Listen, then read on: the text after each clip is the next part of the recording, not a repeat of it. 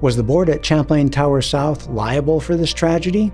Well, Kevin Davis, president of our country's largest provider of specialty insurance coverage for community associations, addresses this key question. He shares the key mistakes boards make with respect to what they think will be covered by insurance and how that thinking is often wrong when damage is caused by deterioration. Kevin then separates between the types of decisions likely covered or not covered by directors and officers' liability insurance. And finally, Kevin explains why the condominium liability insurance industry, as currently structured, was entirely unprepared for a tragedy of this magnitude. Sure. Thanks, Robert. And I have to tell you, it's been interesting for me because 40 years ago, I handled my first condominium insurance policy. I've been handling insurance for condominiums for 40 years now.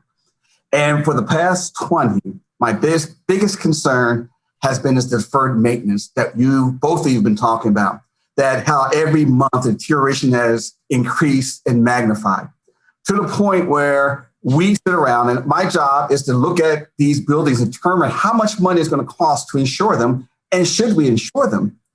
Now, because what happened to this one building in Florida, we know what's going to happen. We're going to see reduced coverage, increased premiums, and limits reduced. And the sad part about it is that right now, Surfside doesn't have enough insurance limits. They're woefully underinsured. So you're talking about reducing some of that coverage they didn't have anyway and raising the rates. And the reason why, because I've seen two things that's happening out there, is that with deferred maintenance, you're looking at people who live in community associations looking at insurance policy as a maintenance contract. Mm-hmm. Believe that when that water leaks or that pool needs to be taken care of or the balcony needs to be fixed, they're going to wait and then submit an insurance bill. Well, they're thinking of it as an accident, like when the roof leaked because of a storm or a pipe broke because of, again, an accident. Yes. The problem, and that's the difference, is that they don't understand that has nothing to do with an accident. They want it because of the wear and tear of the association property. I'm going to blame you. I'm going to hold you negligent. I believe you as a board member breach your fiduciary duty because you did not maintain the property well. Because you didn't maintain the property, guess what's happening? There's water everywhere. There's the pools and the problem is that it is not a maintenance contract. If you look at a general liability policy, okay, it is an occurrence policy. So we know when that building fell down, that was the occurrence date. But if you want to sue because of the wear and tear of the association, I'm upset because, Robert, you were negligent because you failed to properly fund the reserve. And as a result, there's wear and tear. There's not a GL policy going to look at that and go, wait a minute, when's the occurrence? As far as the D&O contract, and I'm going to sue you for breach of fiduciary duty because you were a board member and you failed to take care of the common area, which led to leaky roofs and the pool being overblown and the balcony to be fixed. The D&O is going to say, we have a problem because there's a property damage and property damage is excluded under the D&O, no matter the breach of fiduciary duty or not.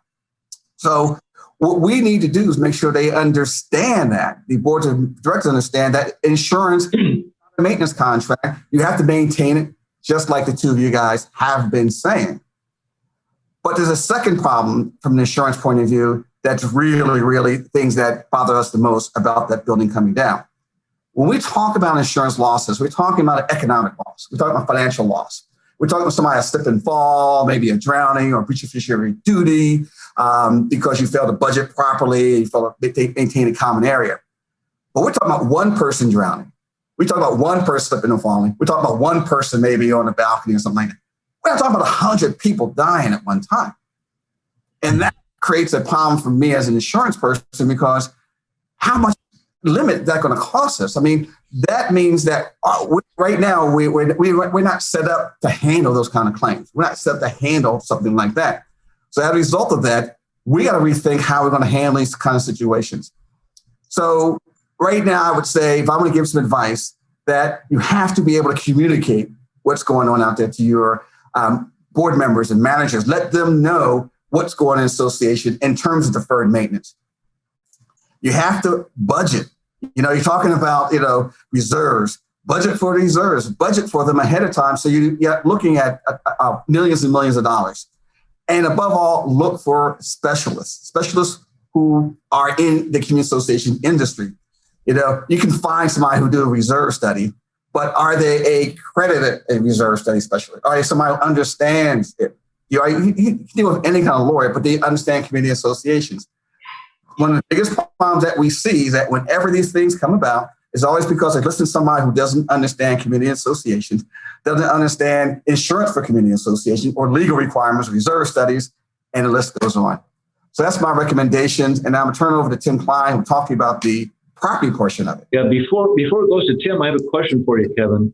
Sure. I had said I've been involved in lawsuits defending boards who've been sued for, as you said, breach of fiduciary duties for not properly funding their reserves. And I've noticed that it's in buildings that are hitting the 30, 40-year marks that we're seeing this, where these deferred maintenance issues are really catching up and turning into large special assessments. Are you seeing an uptick in claims against boards of directors for breach of fiduciary duties related to reserves? Yes, we are. And what happened, again, they believe this contract is a contract for maintenance. So instead of funding that reserves, instead of looking at that roof and saying we need to fix the roof, it's going to leak enough and we'll put a claim into our insurance carrier, to our HO6 policy. And again, it is on a DNO, the likelihood of being coverage is not, and on a GL, you may have the same issue. So you have to be able to maintain that property. And you nailed it, Adrian, when you said it. If you maintain the property, you'll be in a better shape because you can't always count on insurance to bail you out. Is that kind of like if your house burns down, you expect to have an insurance claim, but the insurance claim is going to be denied if you set the fire yourself? Exactly. Or yes, exactly. Yes. Perfect. At Association Reserves, we make the present less stressful and the future more secure. If you want to join us in this mission, please like this video and subscribe to our channel. Leave a comment down below on what you'd like to see us address in a future video. Let's plan for your best future.